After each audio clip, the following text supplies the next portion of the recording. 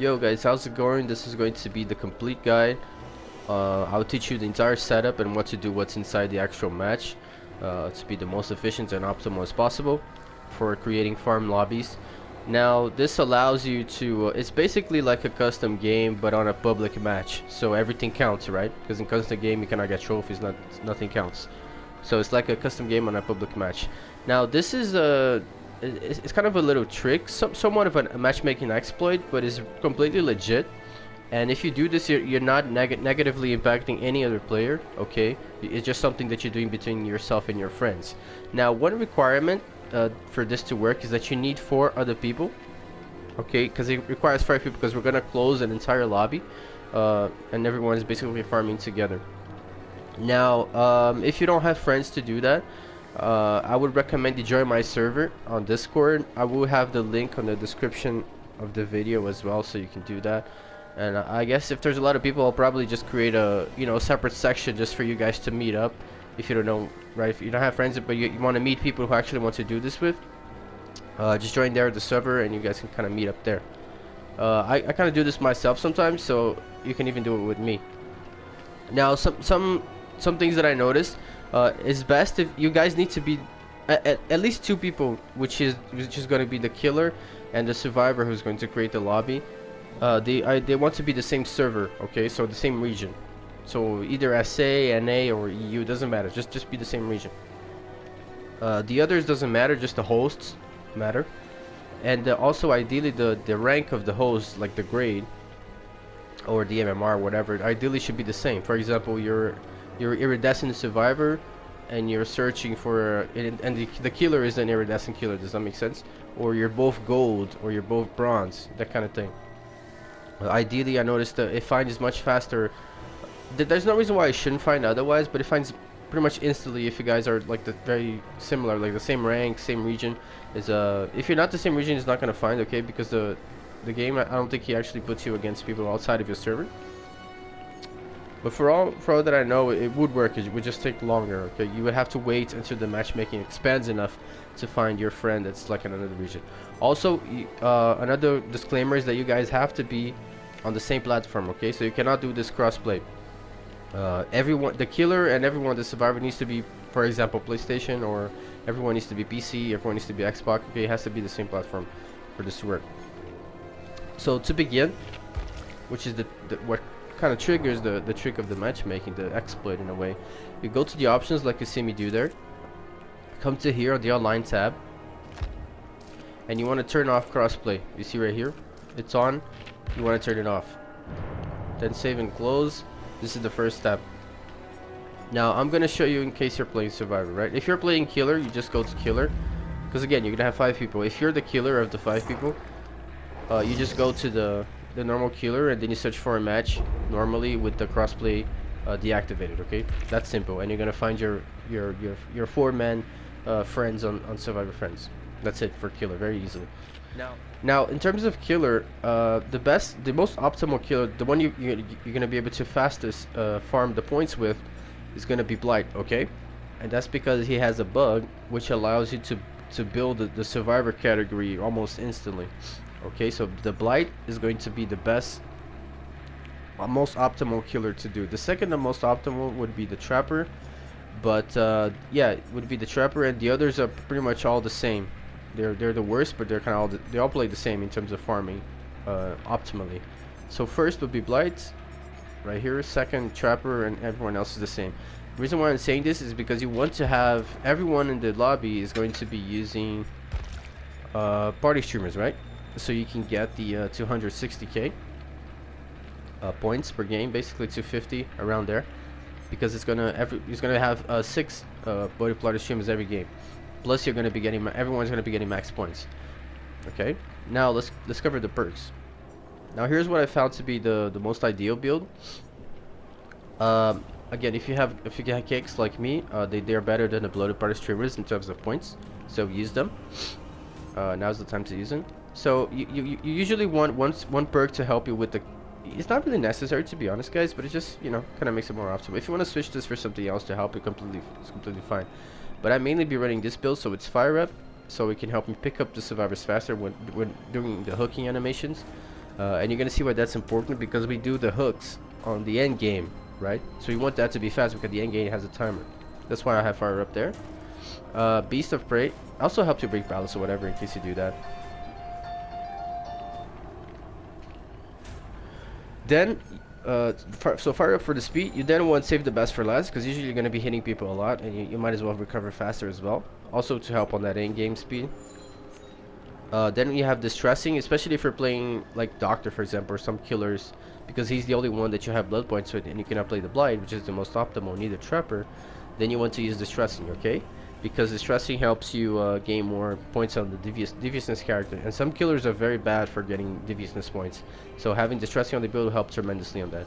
Then you want to have something to help you in the hunter category, which is really not necessary, but it does help. So I personally like to use Beast of Prey from the Huntress, but you can also use the Hex Trio of the Hunt. So let me just show you here real quick.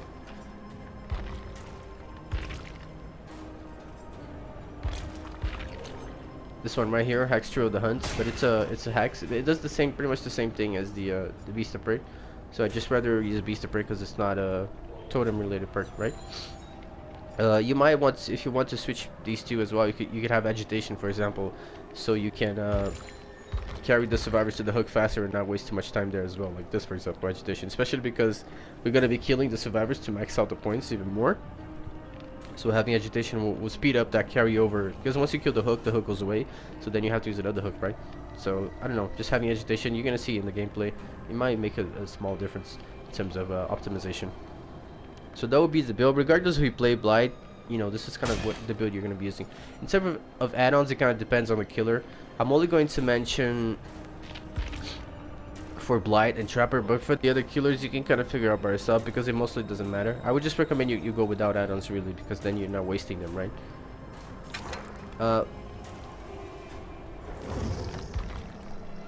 For Blight in particular, these are the add-ons I like to use on the farming, which is Adrenaline Vial, so you can recover faster from the you have another token, because we're gonna use the Rush for he's a survivor glitch or whatever. And finally, you want to use this Shredded Notes so that it helps you recover faster. So you have an extra rush, and you also recover faster from the rushes, right? You gain the tokens back faster.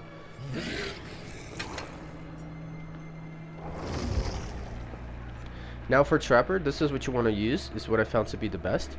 Like right here, for example, I have Starstruck because I was doing a Rift challenge that requires to hit people while they're exposed.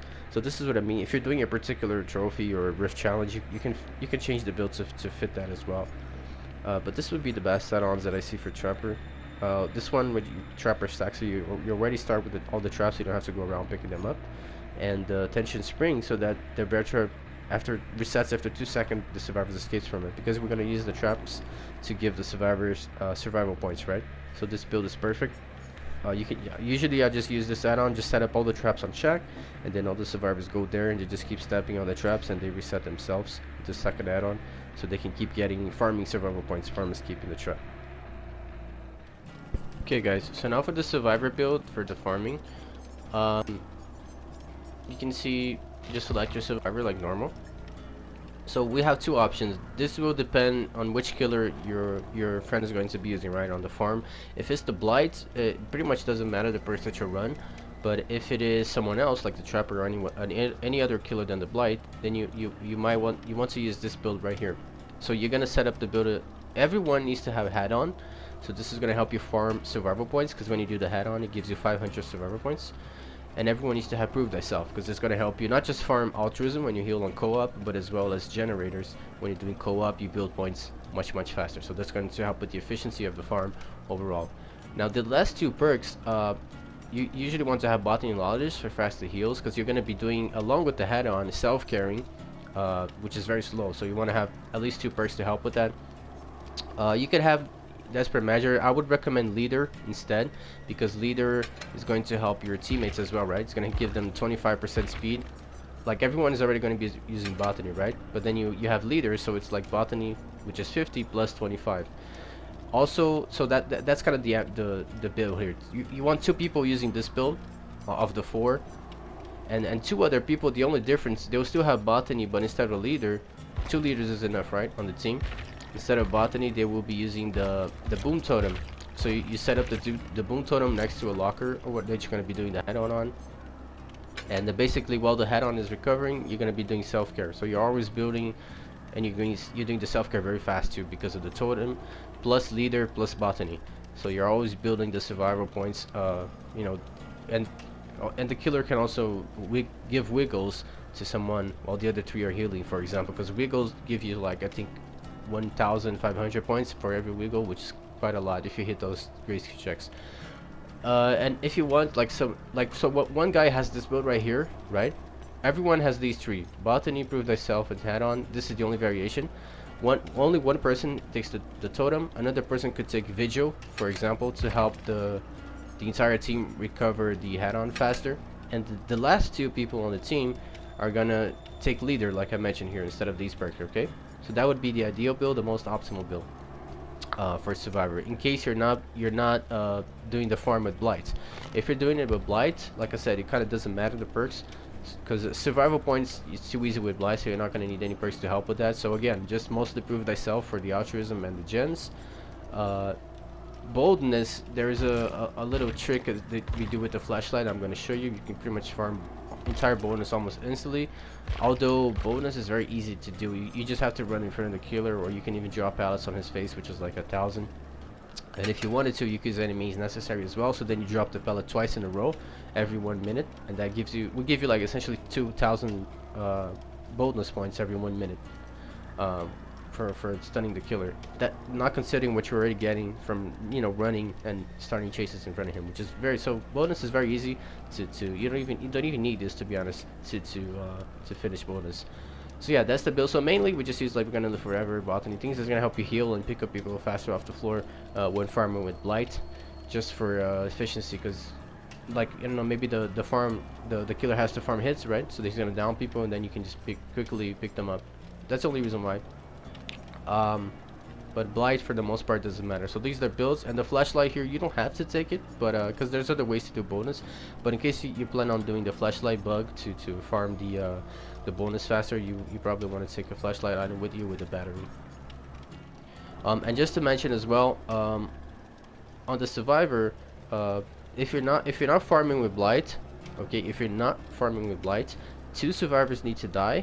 And 2 survivors they don't have to die, but they're allowed to escape. Okay, this helps speeds up the farm, because if you have to kill every survivor in the game, everyone needs to do 80,000 survival points, which can take a while to farm, right? It takes a while to build up, so it just makes the farm takes longer. So ideally, you just want to focus on 2 people having that max survivor points, which are the ones that will die, and the 2 others can escape and get 7,000 survivor points by escaping, rather than having to build all that thing up. So that's going to speed up the farm significantly, because there's 2 less people you have to worry about maxing out on the survivor category. Okay, so that's if you're not playing blight. If you're playing blight, you can kill everyone, no problem, because he can build the survivor points pretty much instantly, so that's not an issue. But if you want to, you can also escape too, because for the killer to max out the hook points, the hook category points, he just needs to kill 2 people. Okay, he's gonna be hooking everyone twice, and the last 2 3 times, right? Because they're gonna die. So for the again, the reason for that is for the killer to max out the hook points, he needs to kill at least 2 people. Okay, and we're gonna be doing all the hooks on the end game, as you will see. So that's about covers. So this is what you would do, guys. Again, you can see here crossplay is deactivated. The only problem, not problem, but minor issue with this is that the matchmaking incentives did not take place on crossplay. I don't know why behavior did that, but whatever. It still won't matter because they're gonna make a ton of points because of all the blood points, so it doesn't matter. But then you would just invite your friends here to the lobby. You don't have to just want a single person having crossplay deactivated of the entire group will already make the entire matchmaking crossplay deactivated. Okay, so you don't actually need all 4 people to have it crossplay deactivated. Just one of the group having it will be enough. But ideally, like I mentioned, you want the host. For example, I'm iridescent here as survivor, so if I was the one to make the lobby and invite the other 3, the killer you're gonna be trying to find, which is your friend, ideally he would be iridescent as well. Okay, guys, and also same region and all the good stuff. The closer you are region wise, the better. So that's about covered the survivor. Let me just show you the gameplay now, so you can see how it actually works inside the game. Okay guys, so this is how it looks in game and the best strategy. First you want to focus on the gens and objective points, then survival points, and finally we do the end game hooks. This is all combining survivor points with all the killer points, right, that are necessary. So first thing, you spawn, find your pair. There's 4 survivors, so there's 2 pairs. Find your pair and start doing co-op gens so you can finish the objective. First thing, that's what you worry about. If the killer happens to be nearby and you're the killer as well, you happen to be nearby them, you want to get some hits, so you already start building some of your brutality or your defense points for the power. As well as you as the killer, you want to be moving. You see what I'm doing here, because like I said, altruism and boldness are kind of built in between the first to third step. So as you see, I'm working on the gen, so I'm getting my objective points, but as he looks at me, I stop the gen and I do a little run in front of him so that it will start a chase. So the chase gives me boldness, right? So that way I can build boldness and work on the gen at the same time, because the game will consider that I'm in a chase while I'm still doing the gen. Does that make sense? However, to trigger, this is important, to trigger the chase, this doesn't matter the place or whatever, the killer has to be looking at you while actively moving, okay? And you as the survivor not only need to be in his line of sight, obviously, but you also need to be holding the sprint button. If you're not holding the sprint button, it will not start the chase. So all of these requirements have to happen. You're holding the sprint button and you're in his line of sight, and he is actively moving while actually looking at you, the killer. So when these two happen, you're gonna start the chase. You're gonna hear the sound of the music of the chase happening. That's the confirmation that you are in the chase and you're getting bonus points. And as soon as the music is playing, you can work back on the gen or do whatever, gen or not, anything, whatever. It will still consider the chase for about like 6 seconds or 5, and it will end the chase if you don't meet those requirements again, where both of you are moving while sprinting. So if that happens, so I'm in the gen for like 6 seconds while the music's playing, the music stops, then I just go and you know, run again. So we restart the chase, and that way I'm constantly like gaining and ending chases, which gives me points while still working at the gen at the same time. Does that make sense? And you can also do this for any other thing, gen or not. Like if you're in the gen, if you're healing, whatever, you just run in front of him with these requirements and we'll begin the chase. So that way you're constantly getting bonus while doing other stuff. Okay, so in this case, you don't have to finish the gens, by the way, especially if you're playing Blythe and everyone's going to die. If you're not playing Blythe and some people will escape, then yeah, you go ahead and finish the gens, because you're gonna have to open the doors. If the killer is trying to pip, ideally you just leave the gens 99, okay? Do not finish them, and only come back to finish the gens at the end of the farm, when you're only gonna finish it so you get the hooks and escape, right? After everything else is already done. The reason for that is because of the Lightbringer emblem. I'm sorry, Gatekeeper emblem for the killer. The longer he has 5 gens up, or you know, the higher number of gens, the better he has up, the more he's gonna get to that iridescent emblem, and thus easier for him to pip. If you just finish the gens right away, he's gonna be very low on that emblem, and thus is gonna make it hard for him, the killer specifically, to pip. Okay. You as survivor as well, if you're trying to pip, make sure you do, even after you already did the points, make sure you do some gens solo by yourself, because you need to repair about 2.5 total progress for gens to get the iridescent emblem for Lightbringer on survivor. If you cleanse totems, this also helps to count for the emblem. And you can also have the killer regress the generator in case you need to, you know, you can communicate with him for that in case you need to get more gen progress out of that, so for your emblem to pip. Also, because it is the event when I'm recording this, by finishing the gen, it's also giving us 3,000 points for the event. So that's also another reason to finish the gen. So if you happen to be doing some kind of event during the farm, it's usually going to give you bonus points for finishing the gen as well. So you want to also be the one to finish those gens as much as possible. Here, for example, we're doing 3 people, so all 3 of us is going to get like 3,000 points. Okay, so here, for example, we finished the gens, right? Because we're gonna open the door to do the hooks. So like I said, altruism and boldness are doing in between. So while someone is opening the door here, for example, we're doing already co-op healing. You always want to do co-op healing, so then you're gonna feel your altruism very fast. So you see, it's all time efficient. While only one person can open the door anyway, so meanwhile all the others can be doing the altruism. The killer can get some hits on us as well, so he builds his brutality, build his power, and etc, etc. So it's all very efficient. You can see here, just you do like 2 heals like this on co-op, maybe 3-4 heals on co-op like this, and you're pretty much full on altruism already. It's very fast. That's why we use prove thyself as well. But yeah, but also saving people on the hook at the end game will also get you a lot of altruism as well. Okay, and finally, just here another quick example. You see again, we're doing the gens, and meanwhile we're doing the gens. He's nearby us, so we are. You see, by running in front of him, we're getting chases. So already building up our bonus while doing the gens at the same time, so it's very, very efficient. See, making sure I'm running in front of him while he has all the requirements that I mentioned above to begin the chase. Like you see, we're kind of usually you do this on pairs, but we're kind of moving all four together in this case because the map has a lot of 3 people or 4 people co-op gens. So you can also do this everyone together if it's convenient enough. You see, doing altruism as well in the middle of it. And you see, I'm making sure I'm kind of always running to just trigger the chase while he's moving as well. And somewhat conveniently, we do the altruism together as well. And he's going in the snowman for the event. If he gets a hit out of the snowman, he gains extra points as well. But this is the event specific for the bone chill that's currently happening as I record this. And again, I'm going to finish the gen and get a little bit more altruism since we're here, right? And that's how you do it. And because I have already max gens, I'm basically leaving the others to do it because I already have max gen points for the most part. But just focus on the boldness here.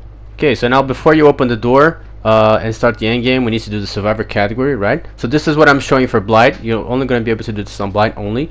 You do this little sort of glitch. You see I'm getting constantly points there. Basically, you do this in pairs again. So you get 2 people together, and you want the blight to do the rush. You hit him on the wall first. It's basically a lethal rush, right? He needs to hit the wall first, and on the second rush, and the others rushes after the first one, you want him to be rushing like in between you two like that, so he's kind of stuck while at the same time pushing into you, and that triggers this event that gives you survival points. And because it's kind of very janky, as you can see there, it's constantly triggering the event over and over again, so it's constantly giving you the points there. As you can see, he's not even doing right now, but it's still giving you the points just because of how many it happened during that single rush. And just like that, you fill up both people in the pair there will fill up the survivor almost instantly, like in 2 rushes basically. This is from the perspective of the killer.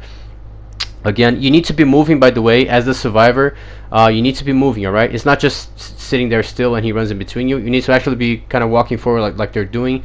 Or if running would work as well, but you need to have some sort of fast movement there for it to count. Okay, you cannot just be standing still. You need to be actively walking. That's why it requires a little bit of coordination, but you guys can do it with some practice.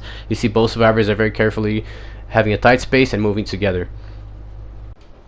Okay guys, so after we've done step 1, which is the generators, the objective points, step 2, which is the survival points, and we're doing it, remember, altruism and boldness all in between. We arrive at the last point, which is the hooking, right? You make sure you do that at the end game, so once the door is open right there, you open the exit gate and only then he starts hooking. This is necessary because the killer gets he gets extra hook points when hooking people on the end game, and it also helps because the survivor also get extra altruism points by not just unhooking but also healing on the end game as well. Okay, so everyone gains, but in the case of the killer, it is actually 100% necessary. Otherwise, he's not going to max out the hook category points if he does not hook people on the end game. So that's why we also do all the other points first. So because there's a timer on the end game, right? So the only thing you want to be focusing right here is the hooking. So in my case, you see, I have not finished the boldness yet somehow by the time we got to this stage. So that's why you see me kind of running around instead of going, because my altruism is already maxed out, so I don't have to worry about saving people, right? So I'm rather focused on finishing my boldness before he hooks me 3 times. So that's why you see me kind of running around him to trigger the chases, and thus build my boldness while he's still hooking the others as he needs to, right? So see, I'm making sure I'm in his line of sight and meeting all the requirements like I mentioned before. So you do the same in case you need altruism. You haven't finished somehow by now. You saving people like that on the hook will definitely pretty much fill up your altruism. And make sure the killer is kind of trading like that, like because it will also mess up your altruism emblem, because you need unsafe hooks. Safe hooks. Safe unhooks for in terms of pipping, right? So if the killer quickly downs the person who just got unhooked, the survivor who got that unhook will not get a good emblem, right? So you as the killer, make sure you're kind of trading like he is there. He's not like hooking the same person over and over. He's hooking one, then going for another, going for another. That gives enough. That's still fast enough, but it still gives enough time to make sure that all the saves happening on the hook are safe saves and not messing up the emblems for the pipping part of the survivor side. Okay, so make sure you remember that. Another point, quick point I need to mention, remember the survivor get an endurance status effect after he leaves the hook. So you as the killer, you can actually take the time to hit that survivor while he has the endurance effect, just so it builds your brutality faster in case you as the killer happen to not have max brutality by this point when you're getting the hooks. Okay guys, so this is so just so you guys know, so this is if you're playing Trapper and not Blight. You basically set all the traps. I already showed you the add-ons for Trapper. You basically set all your traps on check. Usually is the ideal place, but it can be somewhere else. And you want the survivors to step on it and free themselves. When you free yourself, you gain like 500. You see right there, survival points, which is quite a lot. Because of that, the other add-on, which the trap resets by itself. You see he fell again into the trap immediately, so that speeds up the process a lot. If you don't have this, you see it sets itself off. If you don't have this add-on, the trapper will have to go there and manually every time, you know. And when you have 4 people doing this, going manually to set it up again can take a while. So this add-on is very helpful if you can take it into the farm. And that's basically, you just keep stepping on it and freeing yourself, and you're gonna get 500 every time until you max out your survival points. So that's why Trapper is the second fastest, and everyone else is kind of the same. And that's basically what you do, and that's why we have the add-ons. Also, we use Shack because it's near a locker. So in the lockers with hat on, it's quite self-explanatory. You just in between the traps, if you want to as well, you're gonna hat on him and gain 500 points that way. This is the bug of the flashlight that I was talking about. If you want to get boldness, it's basically like a chain blind. You see, you're constantly blinding the killer.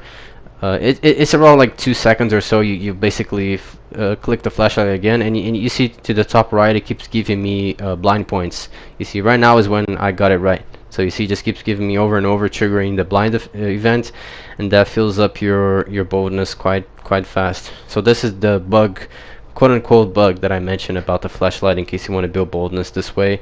Although I don't find it to be very effective, because you have to bring the flashlight to the trial as well, which is kind of lame, you know.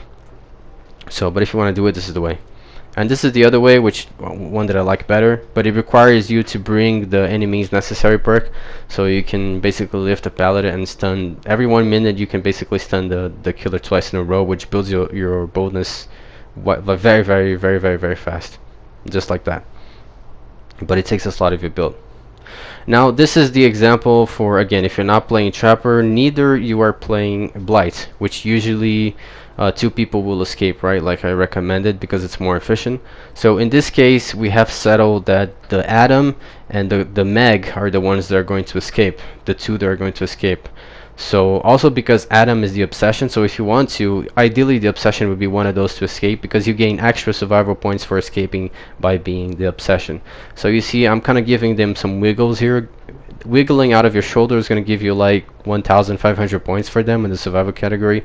And remember, because when you escape, you gain 7,000 survival points. So you basically just have to build, you know, up to 3,000 during the trial itself, because when you escape, you're already going to gain the 7,000 more, and it's going to fill up the max 10,000, right? So that's why usually you want to focus first, like I did there. I was focusing on the Atom and on the Meg, which are the ones that will escape, giving them a few wiggles, just so, you know, 2 wiggles would be enough, so they can build that 3,000k, and then they don't have to worry anymore during the farm about building the survival points, because they will max out upon escape. As for the others, this is what you would do. You basically find a totem that's near a locker, and you're gonna give wiggles to the other 2 that will die. At the same time, they will be self-carrying while they're not in your shoulder, as well as doing the head-on, like you see there as well. And Vigil will help them recover faster. Leader and all those other perks, they're gonna be able to self-care a lot faster, especially with the totem, and build their survivor category much faster. But like I mentioned, this is you only gotta do this for the 2 that will die. The other ones that will escape, they don't matter, because they only need 3,000 points, right? And they don't need to build it, which is basically around 1/4 of the circle. If you see there, right, the circle of the category of points, you just want to build like around 1/4. That will be enough for the 3,000 of the 10,000 total. of the max. So so basically focus on the 2 that will escape first, and then focus only on the ones that will die and need to max out the survival points. Focus on them with the wiggles, okay? Because wiggles is probably the fastest way to build them. It's like 1,500 every wiggle. It's quite a lot, especially when they can be doing survival points meanwhile, like you see them doing here. Also, you see me hitting the others while I'm carrying him on my shoulder. This is also ideal because when you hit him on the shoulder, not only are you building your vitality as killer, but they also get altruism points for the protection hits, right? Because you have someone in the shoulder, so it counts as a protection hit, as well as it gives them altruism points for taking that hit as well. So you're just building a bunch of categories all at the same time here. This would be the perfect moment as well where you're doing this for the others who will not die, since they don't have essentially nothing to do, since they won't need any more survival points. They could be doing their altruism and their boldness with the running and whatnot, like I showed you earlier. Doing this stage right here would be the idea, when you're during this stage, that you're focusing only on the 2 that will die in building up their survival points. So for the 2 that will die, that will max out the survival points, just focus on doing the add-ons, mix with the wiggles, and mix with the self-care, the very fast self-care, and you're going to build the survivor to the max in no time. And once the two that will die have it maxed out, then you can start the end game. So you can start hooking people, and you're going to hook the ones that will escape twice each, right? But then they will escape, they will not die, and the other 2 that will die, you just hook them normally 3 times, and that will max out your hook category as killer. Okay, and just a brief mention here, because we're doing the bone shield event, hooking them not on the basement but on the outside hooks also gives you bonus event points.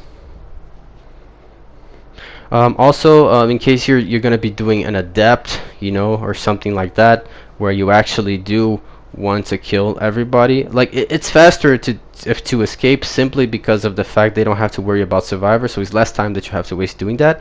But in case you're doing a challenge that you need to kill everyone, a trophy, or something like that, by all means you can still make sure that everyone fills up their entire survival category by doing the method that you're seeing here, right? If you're not playing Blight, neither Trapper. This is specific to events, so like I mentioned, this is only for Bone Shield, which is happening right now, in case you happen to see the video currently. From the killer, you see from the perspective, if you go inside the killer and you hit someone outside of that snowman, you get 1,000 points for the event category. You can only do this 5 times, okay? After we do it 5 times, it will not give you, a 6th time will not give you more points, it will give you nothing, so make sure you only do it 5 times. The other thing you can do is high-five the other snowman players.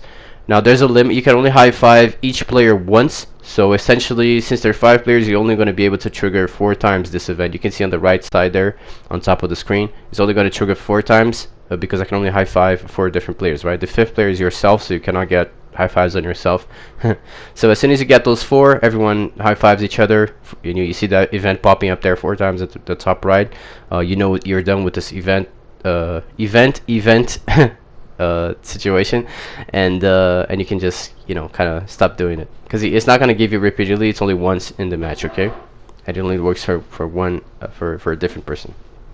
And finally, if you're the survivor, taking a hit while inside the snowman will also yield you 1,000 points, as you can see here.